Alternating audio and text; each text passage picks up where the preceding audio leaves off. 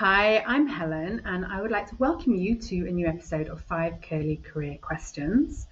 Today, I'm excited to be chatting with Jayne Chater. Jayne, hello, it's lovely to see you. Kia ora, it's lovely to be here. Hello. Now, you are the author of A Slight Detour, which is a fantastic resource for working parents. You are a coach, a facilitator, a leadership development specialist. And in fact, that's how we first met, I think, because I was working in HR in the corporate world at that time. Yep, And you are now the director of your own company, JayneChater.com. Is that right? that's right. Yep, among other few other things, but that's okay. That's the bulk of it. Perfect. Well, welcome. Thank Are you. you ready for your 5 curly career questions? Absolutely. Hit me. Okay, perfect. All right, first question. Tell me about a time when you've experienced a bit of a career transition, or maybe a time when you felt stuck. Yes, I've been watching your videos and I thought about this actually. If I think back to probably the biggest career transition for me was when came back from the UK, and I moved from being employed to self-employed. So I guess the big shift for me was around having set goals, an organization, set objectives, set strategy, and I was there to help deliver on that. And there were kind of guidelines that I had to abide by. And then I moved to being an entrepreneur, and all of a sudden it was, self-motivated. It was having to create my own structure, my own strategy. So that shift of working for someone else versus working for myself, and that thinking was quite a shift. I love it. I don't think I could be employed again. It take a long time. I've been self-employed for about 20 years now. So I think there were times when I got really stuck to begin with, which was around that. Do I have the credibility? I've only been doing this for a short time. I'm not part of a big organization. What's my worth now? I can't tell people what organization I work for. So it was a bit of a mind shift for me, but Yeah. something that I've stuck with and I'm very happy with. Cool. I love that. Yeah, it's a big transition going from being employed to being self-employed, but yeah, Yeah. Yeah. worth it. Okay. So as we go through our careers, what's important to us changes over time. Mm. So, what one way have your priorities changed, do you think? Oh, they've changed a lot actually. If I think about when I was younger in my career, I guess from a personal perspective, I'd say I put myself first now. So I think if I think about my priorities when I was younger, I never had time for any kind of exercise. I was always at work. I was at work at 7 o'clock in the morning. I was at work at 7 o'clock at night. There was no possible time for any kind of exercise. And now that I'm a woman in my 50s, going through menopause and struggling, actually, if I'm really honest, my priorities have to be me first, and my health, and along being a partner, a mother. There are many roles, so I get that's a big part for me in terms of putting myself and my health first now. It's Yeah. almost like a necessity. And then I guess professionally, I'd say to begin with, my priorities were all about proving myself. So I was, worked hard. I wanted to be the best. I want to be known as the best. And it was all about proving myself.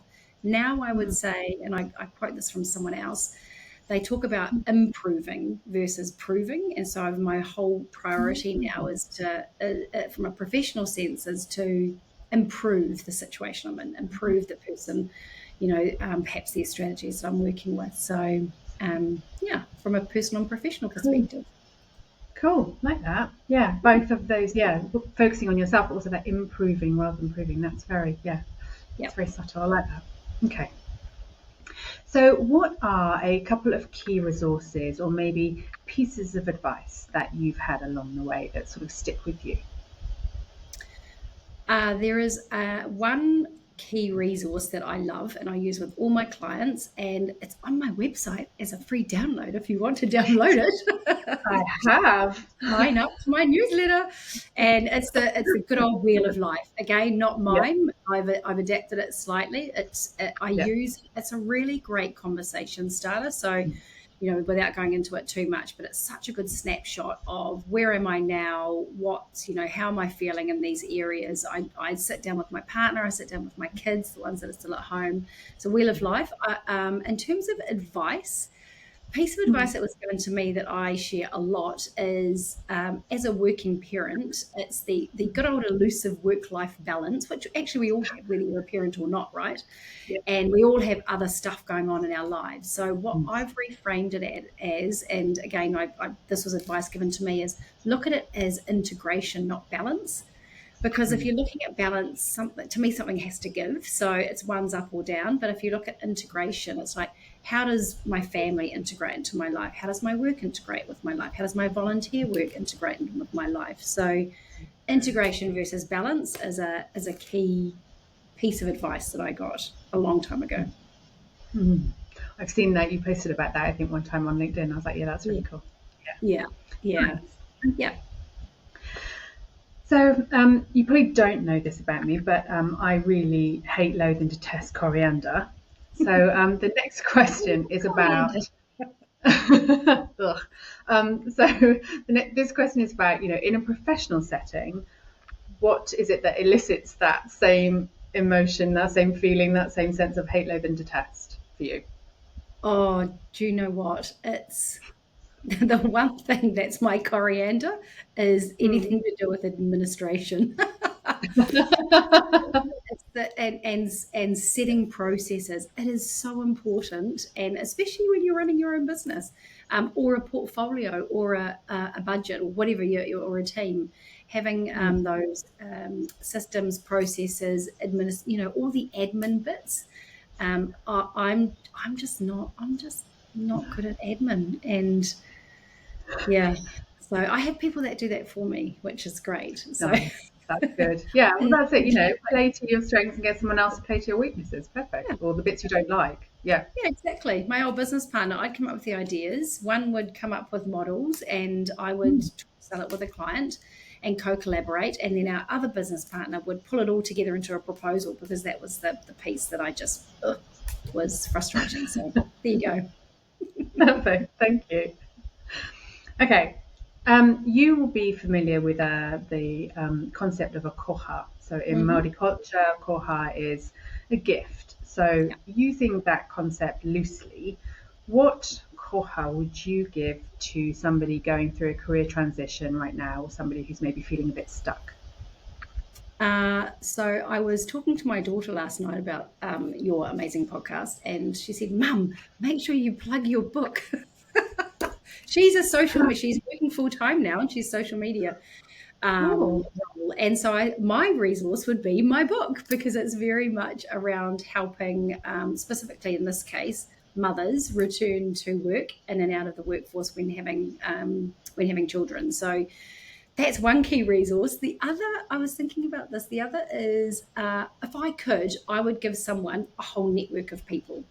Like that whole concept, I've just talked about this on LinkedIn, that whole concept of having your own board of directors, because you just can't do it alone. And I see people really struggling on their own. And, I would say, here's your whole board of directors to help you with your career transition: coach, mentor, supporter, advocate, so that's what I would give alongside my book. Nice. Perfect. Love it. Thank you. Well, those are your 5 curly career questions, but you do still have a mystery question. So this, you don't know what it is. So this is a concept that I've borrowed from Stephen Bartlett. So a previous guest has left this question for you. So are you ready for this one? Thanks, Stephen. Yeah. Wasn't him, but yeah. Oh, okay. So your question is, when have you had a conflict in the workplace, and how did you resolve it? Oh, that's a good one. That's a really good one. When have I had a conflict?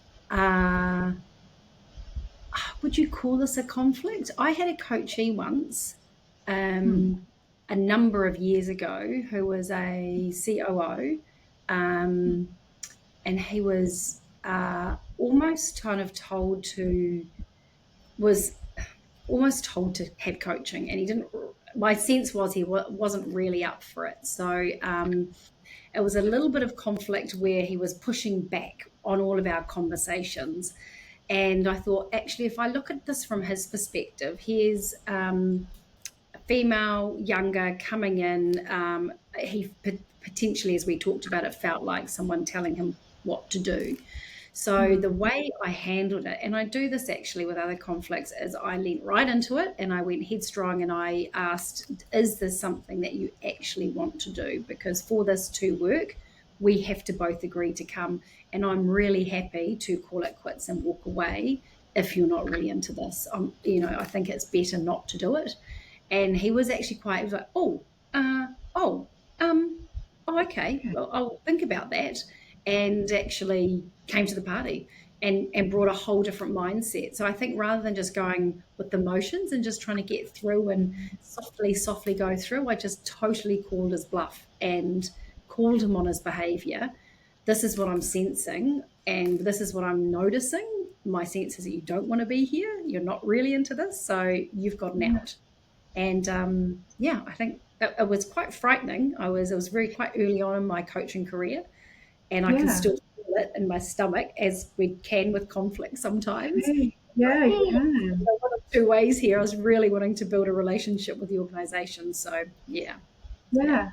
No, that was really courageous. I love that approach because it's like, lean into it in a non-aggressive way, but just call it. And I think that's really cool. Yeah. Okay, awesome. Well, that's your five curly career questions, and so you can leave a question for the next guest in a minute. But just thank you very much. It's been lovely. It's so great to be here. I love this podcast. Continue it, please, and thank you for your time. I will do my best. Thanks, Jay.